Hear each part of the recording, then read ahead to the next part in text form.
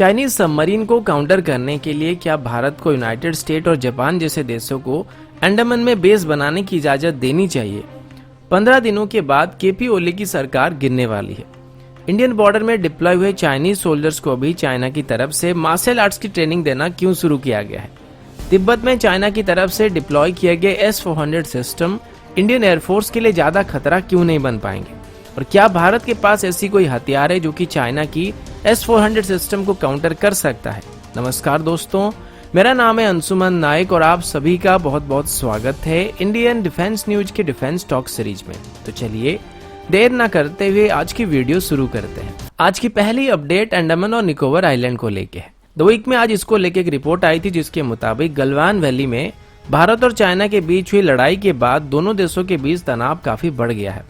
इसके बारे में बात करते हुए हमारे एक former diplomat Sujan R Chinoy, जो कि काफी अरसे से चाइना की नेवल स्ट्रेटेजी के ऊपर स्टडी कर रहे हैं, उनका कहना ये है कि चाइना पिछले कुछ सालों में इंडियन ओशन में लगातार अपने शिप्स और सबमरीन को भेजता आ रहा है और इसके लिए चाइना के पास एक ही एक मेजर रास्ता है जिसका नाम मलाक्का स्ट्रेट है। और यहाँ पर चाइना को काउंटर करने के लिए भारत के पास एक ऐसा एयरक्राफ्ट कैरियर मौजूद है जिसको डुबाना नामुमकिन है और इसका नाम अंडमान है। चिनॉय जी का कहना है कि भारत को अगर चाइना की प्रेजेंस को इंडियन ओशन में कम करना है तो अंडमान को फ्रेंडली कंट्री जैसे कि यूनाइटेड स्टेट, जापान, फ्रांस और ऑस्ट्रेलिया के लिए ओपन करना पड़ेगा और फ्रेंडली विजिट के तौर पर इन देशों के शिप्स को भी यहाँ पर आने की इजाजत देनी पड़ेगी। चाइना की बात करें तो यह भी भारत के पड़ोसी देश जैसे कि वेस्ट में पाकिस्तान और ईस्ट में म्यांमार, बांग्लादेश और थाईलैंड के साथ अलग अलग तरह के समझौते कर रहे हैं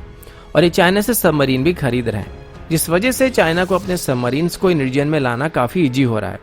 मलाक्का स्ट्रेट के जरिए चाइना के 80% सप्लाई जाती है और चाइना के शिप्स लगातार यहाँ पर अपनी प्रेजेंस बनाने की कोशिश करते रहते हैं।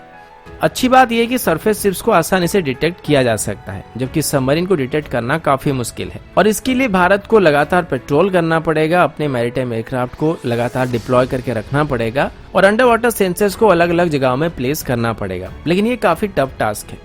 और इसीलिए अगर इसमें भारत यूनाइटेड स्टेट और जापान को इन्वॉल्व करता है तो उनके शिप्स भी लगातार इस रीजन में आते रहेंगे और वो भी पेट्रोल करते रहेंगे। तो ऐसे में भारत को खुद की एसेट को डिप्लॉय किए बिना ही चाइनीज सबमरीन्स की गतिविधियों के बारे में जानकारी मिलती रहेगी। और अभी भारत की तरफ से यूनाइटेड स्टेट के साथ जो लेमोआ एग्रीमेंट साइन किया गया था या फिर बाकी देशों के साथ भी सिमिलर लॉजिस्टिक एग्रीमेंट साइन किए गए हैं, उसके अंदर भारत ये सब कर सकता है।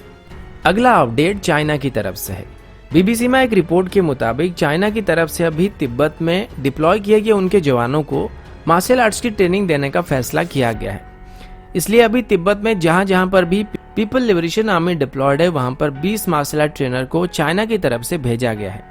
अब इसके पीछे असली वजह क्या ये तो नहीं बताया गया, लेकिन हो सकता है उनके जवानों को पहले से ही मार्शल आर्ट की ट्रेनिंग नहीं दिया गया था और गलवान में 5 गुना ज्यादा तादाद में होने के बाद भी इंडियन आर्मी से गोलगप्पे खाने के बाद ये पता लग गया कि तादाद से जंग नहीं जीती जा सकती है और इसीलिए अभी चाइना की तरफ से एनबो फाइट क्लब से 20 मार्शल आर्ट ट्रेनर को तिब्बत में लाया गया है और स्पेशली उन्हीं जवानों को अभी ट्रेनिंग दिया जा रहा है जिनको इंडियन बॉर्डर में डिप्लॉय किया गया है। तो हो सकता है कहीं ना कहीं चाइना को पता लग चुका है कि अगर वो आमने सामने की लड़ाई में इंडियन ट्रूप्स के साथ भिड़ेंगे तो उनका मुकाबला नहीं कर पाएंगे। इसकी सबसे बड़ी कारण ये कि आज तक उनके ट्रूप्स को जंग लड़ने की एक्चुअल अनुभव नहीं है और लद्दाख में जैसी झड़प हुआ था, अगर ऐसे ही जंग आगे लड़ना पड़ता है तो इसके लिए सिर्फ जम्मू एंड कश्मीर की पुलिस ही काफी है, क्योंकि वो पिछले कई सालों से ऐसे सिचुएशन में रोज लाइव एक्सरसाइज करते आ रहे हैं। अगला अपडेट नेपाल की तरफ से है।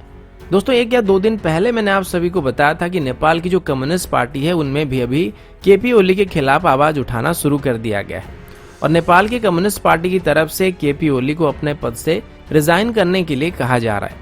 अगर केपी ओली रिजाइन नहीं करते हैं तो उनके पार्टी के लोग अभी पार्टी को तोड़ने की बात कर रहे हैं। रिसेंटली केपी ओली के ऊपर कई आरोप लगाए गए हैं और उन्हीं की पार्टी की तरफ से अभी आरोप लगाया गया था कि केपी ओली अभी भारत के साथ चल रहे बॉर्डर इश्यूज को लेके भारत के साथ बातचीत क्यों नहीं कर रहे हैं। जब ये सवाल उठा गया तो केपी ओली तबीयत खराब बोलकर मीटिंग से चले गए थे, लेकिन आज केपी ओली पब्लिक को ये बात बता रहे थे कि भारत की तरफ से अभी उनकी सरकार को गिराने की कोशिश की जा रही है और भारत में इसके लिए मीटिंग भी किया जा रहा है, क्योंकि भारत को यह अंदाजा तक नहीं था कि नेपाल इतना बोल्ड डिसीजन ले सकता है और आज तक नेपाल के किसी भी लीडर ने जो करने का हिम्मत नहीं किया था वो केपी ओली ने करके दिखा था। लेकिन नेपाल के कुछ लोगों को ऐसा लग रहा है कि नेपाल की मैप को बदल के उन्होंने कोई क्राइम किया है और भारत के साथ गद्दारी की है और इसी वजह से उनको अभी सत्ता से निकालने की साजिश किया जा रहा है और शायद आने वाले 15 दिनों में वो नेपाल के पीएम नहीं रहेंगे। उनको अच्छे तरीके से अभी पता लग चुका है कि उनकी सत्ता जाने वाली है, क्योंकि उन्हीं के पार्टी के मैक्सिमम लोग अभी उनके खिलाफ आ चुके हैं और अभी इसीलिए वो पब्लिक के सामने आके सिंपैथी गेन करने की कोशिश कर रहे हैं। अगला अपडेट इंडियन एयरफोर्स और पीपल लिबरेशन आर्मी एयरफोर्स की तरफ से है। हर दिन इसके बारे में नए नए अपडेट सामने आ रहे हैं, क्योंकि चाइना की तरफ से जैसे अपने लैंड फोर्सेस को डिप्लॉय करके रखा गया है, ठीक उसी तरीके से अपनी एयरफोर्स को भी डिप्लॉय किया जा रहा है। इंडियन एयरफोर्स की तरफ से लगातार चाइनीज एयरफोर्स के ऊपर नजर रखा गया है और इंडियन एयरफोर्स का कहना है कि अभी चाइना की तरफ से अपनी हुटान एयरबेस में 35 से 40 एयरक्राफ्ट को डिप्लॉय करके रखा गया है, जिसमें J-11, J-8 ड्रोन्स और AWACS मौजूद हैं। इसके अलावा कसगर एयरबेस में भी चाइना की तरफ से 6 से 8 H-6 बॉम्बर को डिप्लॉय करके रखा गया है।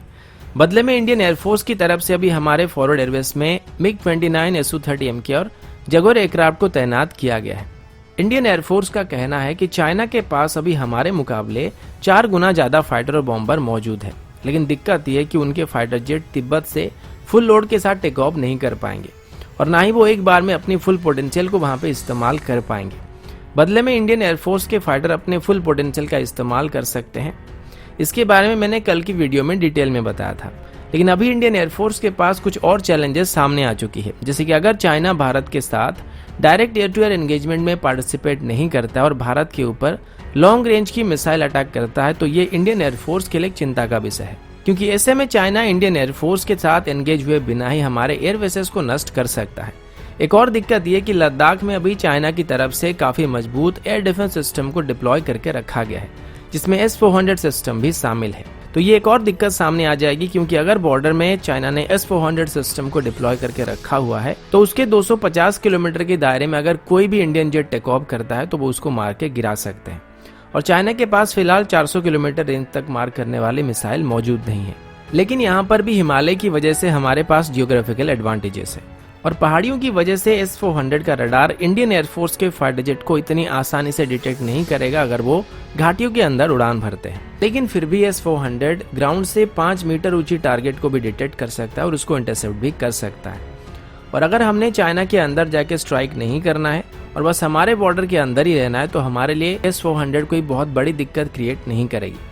लेकिन अगर हमको हिमालय को पार करके जाना और तिब्बत में स्ट्राइक करना है, तो तब हमारे लिए काफी प्रॉब्लम क्रिएट करेगा। और अगर यही S-400 सिस्टम को इंडियन साइड में डिप्लॉय किया जाता है तो चाइना के लिए भी सेम लॉजिक अप्लाई होता है। बाकी अगर S-400 को नष्ट करने लायक कोई हथियार की बात करें तो वो ब्रह्मोस है, और अगर चाइना भारत के खिलाफ मिसाइल का इस्तेमाल करता है तो भारत भी ब्रह्मोस मिसाइल का इस्तेमाल कर सकता है। भले ही प्लेन एरिया में S-400 सिस्टम ब्रह्मोस को डिटेक्ट करके उसको इंटरसेप्ट कर सकता है, लेकिन हिमालय में उसके लिए काफी चैलेंजिंग हो जाएगा। और पहाड़ियों की वजह से जब तक S-400 सिस्टम को ब्रह्मोस मिसाइल के लॉन्च होने का पता लगेगा, तब तक ये उसके काफी करीब आ चुका होगा और पहाड़ियों की वजह से वहां पर ब्रह्मोस की इंटरसेप्शन की चांसेस काफी कम रह जाएगी। तो दोस्तों अभी के लिए इतना ही, मिलता हूं आपसे अगले वीडियो में, तब तक के लिए जय हिंद, वंदे मातरम।